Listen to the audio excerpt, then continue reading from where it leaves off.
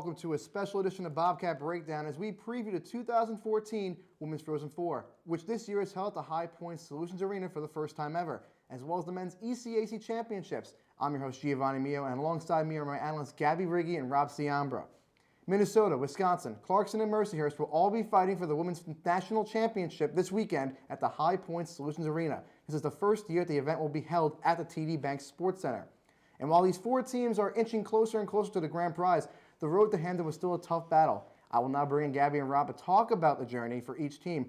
Gabbi, let's start with you. Talk about Wisconsin and Minnesota's journey to Hampden. Well, Minnesota had a pretty easy trip. They went 62 weeks undefeated and have lost one game so far this season. So for them, it was pretty much a cakewalk for them to come into the national championship here in Hampden. For Wisconsin, they were second in the WCHA. They're in the same conference as Minnesota, so it was obviously going to be a bit of a struggle. But they went in and they won their games. They had to deal with a couple of their players being out playing in the Olympics in Sochi. So for them, they had to deal with that. They won out the rest of their games. They defeated Harvard in the first round of the NCAA tournament, and they've gone 3 wins, 2 losses in the last 5. Well, Gabby, you're absolutely right. Mark Johnson's squad of Wisconsin, bit of a rough year, but you know what? They really pushed through the little bumps in the road that they had. In Minnesota, another easy year for them. Amanda Levier just stepping right in her sophomore year, first full year starting, just looked sharper than ever. 1 loss, 1 tie, really led this team right back here in Hampden.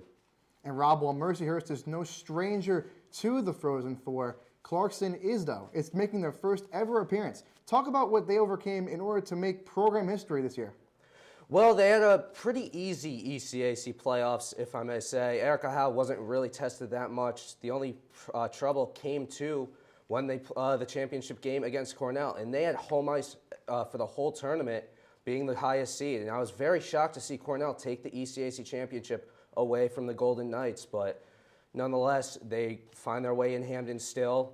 They're playing a very good Mercyhurst team. It's going to be a rough battle for them on Friday.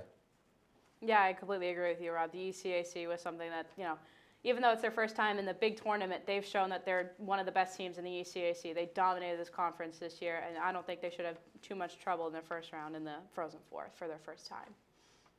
The first matchup is between WCHA rivals Wisconsin and Minnesota. The Badgers are making their 7th Frozen Four appearance in program history, led by senior goaltender Alex Rigsby. The Golden Gophers have only lost 1 game in the past 62 weeks.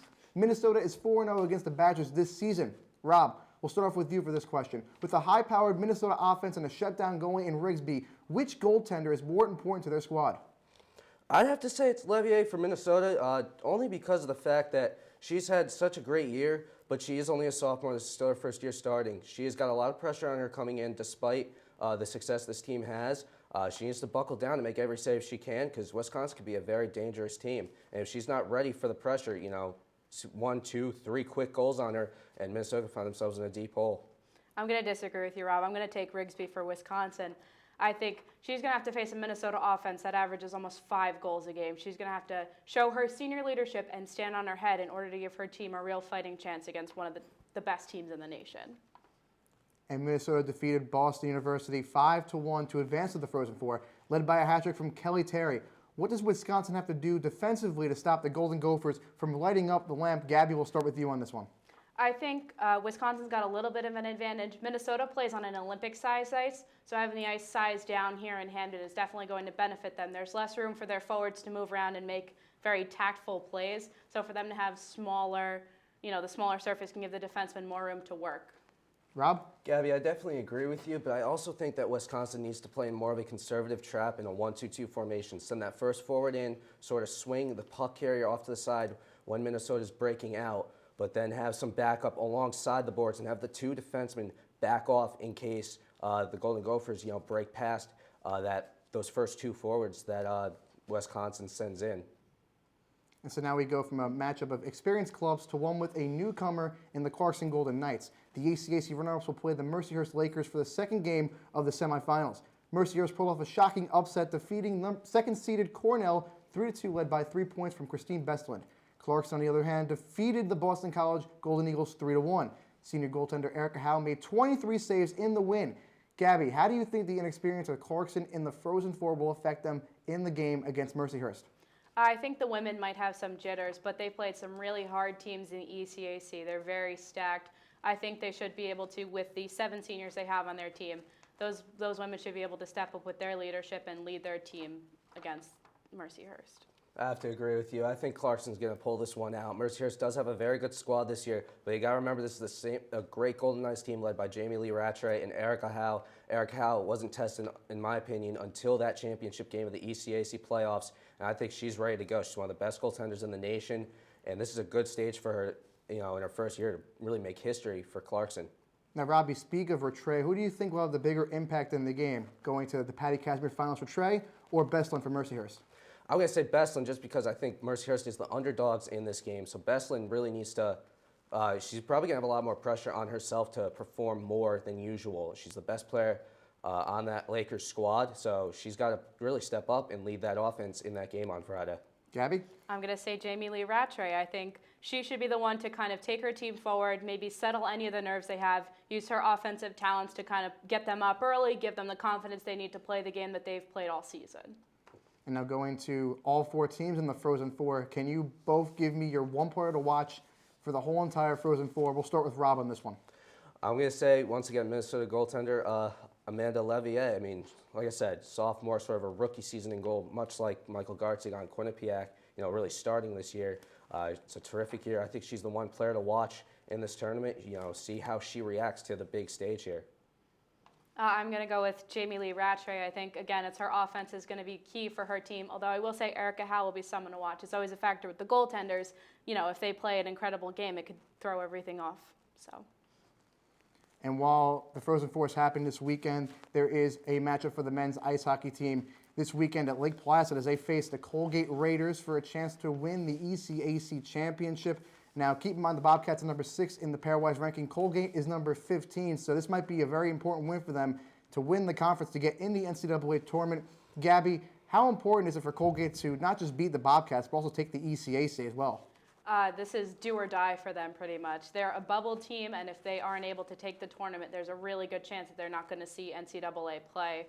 I think, especially compared to Cornell, Cornell's a much stronger team. If Colgate's able to pull off this upset, not only will they have surprised many people who didn't even have them picked in the beginning of the USCHO preseason poll, weren't even ranked.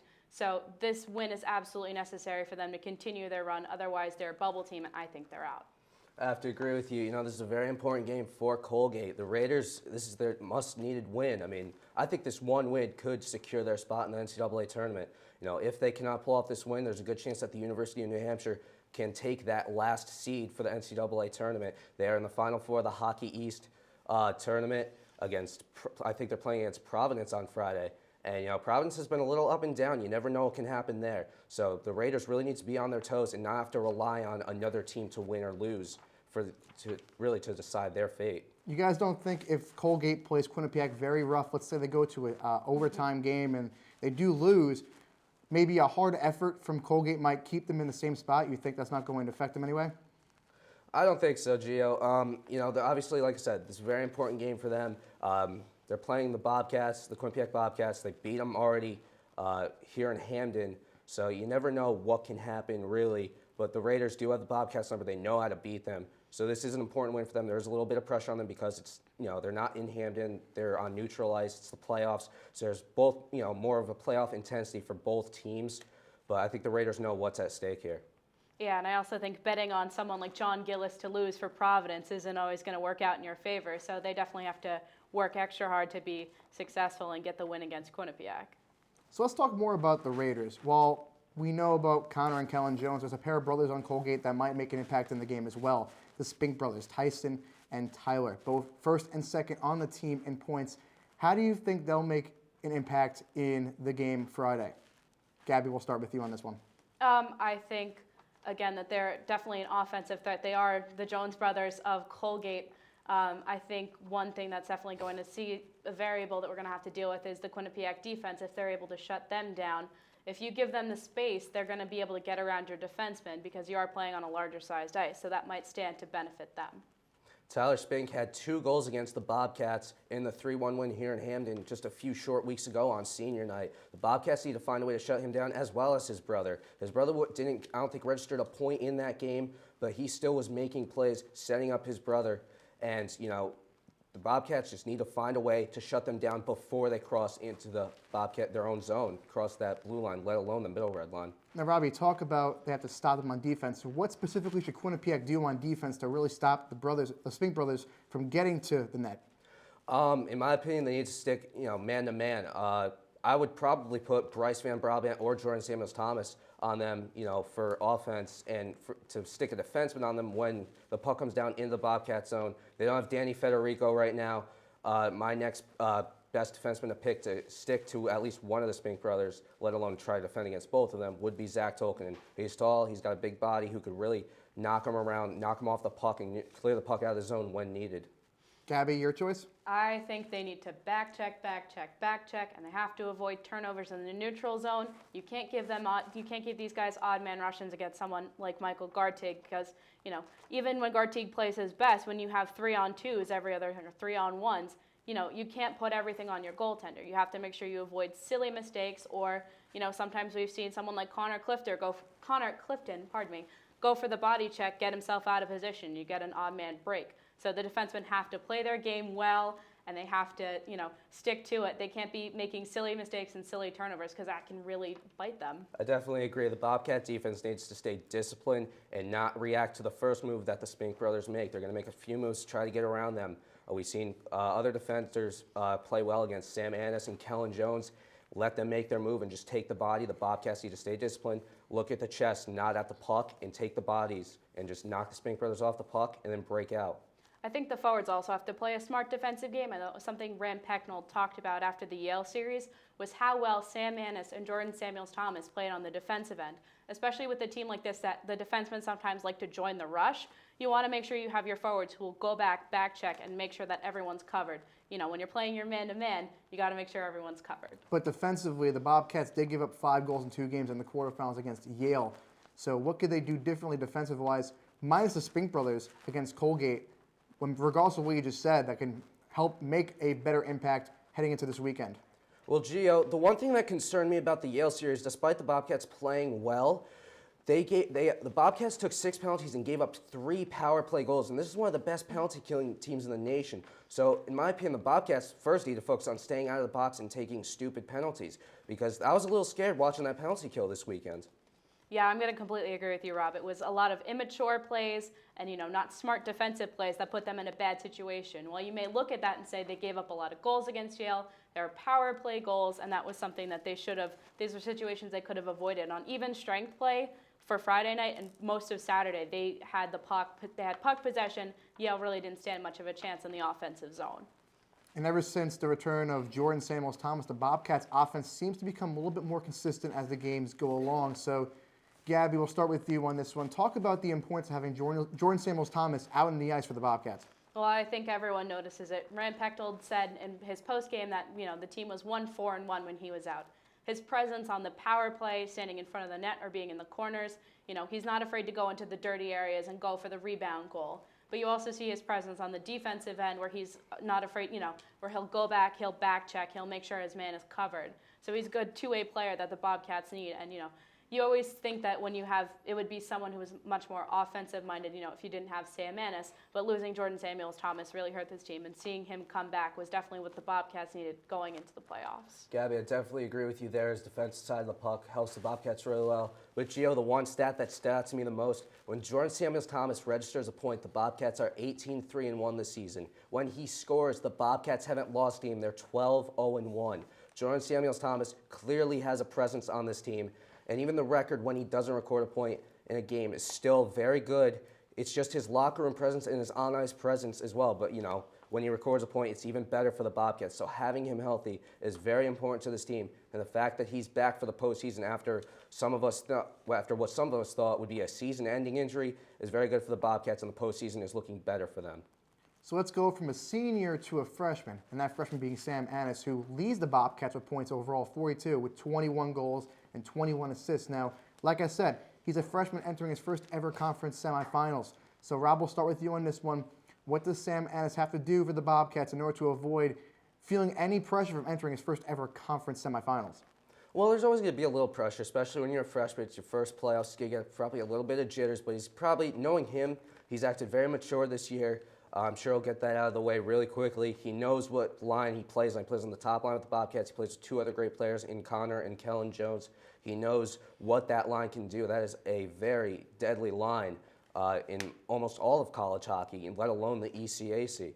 I think Sam Ennis knows what he needs to do, just to sort of stay calm, just really look at it as a regular game. It is the playoffs, obviously. There's a little more intensity between any team that he's going to be up against, but he knows that it's just simply passing the puck, looking for the open guy, not trying to do anything too fancy with the puck.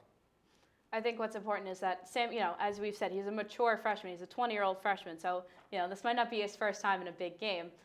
For him, what I think is really important is that Pecknold talked about this, where he's always learning. He said there were some areas of his game on the Friday night where he was a little lacking defensively. They went over that Saturday morning, and Saturday night against Yale, he was tight defensively. So he's always learning, and he's always implementing what he's taken from the games before. I think he's someone who doesn't get these nerves.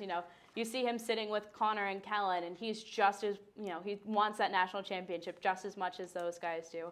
I think he's got a good head on his shoulders, and I think if he works well with the puck and he works well and looks for the open man on the ice, he'll be fine. It's funny you say that, Gabby, that he's learning, and now he watched some video, you said, I think, Friday night after that game. He scored 2 goals in game 2, so you could tell he's a very fast learner. And I think, if he looks at video of the last game against Colgate and the Bobcats lost, he knows what he has to do this time around, especially in the playoffs. He knows how good of a player he is. I'm sure the coaches know that as well, that some players on Colgate are going to be gunning for him, and he needs to be prepared for that. I do want to point out, though, that last season was similar to Sam Ennis, as a guy named Matthew Pekka also had the same line with Connor and Kellen Jones. Do you guys feel as though having a freshman like Ennis and Pekka, two very quick guys off the ice, on the same line as the Jones twins, is good for this team overall? And do you think that the Jones twins help Pekka and Ennis develop into the players they are today? I think it does help Sam Ennis out, because next year when the Jones twins are gone, he's going to have to be a leader to probably some new freshmen, depending on what Coach Pecknold wants to do with this team. The postseason is a great place to learn his best leadership skills. I think this will be a really good opportunity for him to, really explore the ice more with seniors and learn what he has to do for incoming players next year. There was one thing Matt Pekka told me in an interview a couple weeks before senior night. He said that everyone in the locker room is a leader. It just depends on who shows up on which night. I think all of these guys have great leadership qualities that when they work together and they communicate on the ice, in the locker room, these guys are an absolutely complete team and a really strong team. Well, thanks, guys, and I'll do it here for the special edition of Bobcat Breakdown. Don't forget to follow us on Facebook and Twitter for more exclusive coverage of the ECAC quarterfinals and Frozen Four at Q30 Sports, as well as our website at www.q30television.com. For Gabby, Riggi, Rob Ciambra, I'm Giovanni Mio. Have a good night.